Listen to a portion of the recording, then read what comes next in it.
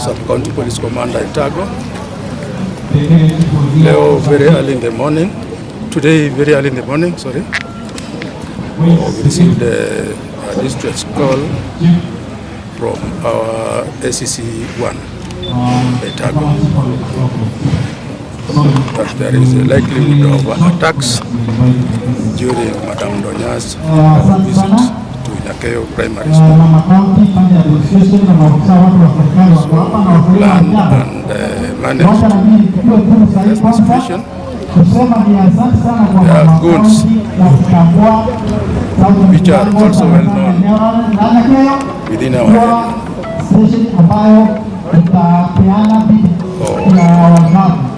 They came,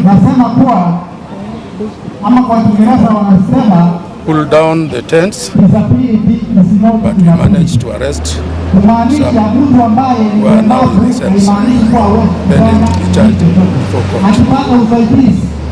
Now we are doing a follow-up to make sure the rest are also being brought to book, because there are guys who are well known and their plans to disrupt the meeting. But at now, we are at peace. Madam Representative is now continuing with the exercise to distribute wheelchairs to the disabled persons. I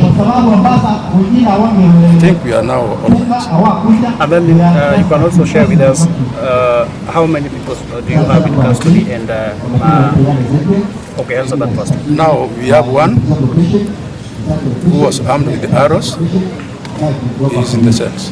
To be charged for creating disturbance within this area of the meeting.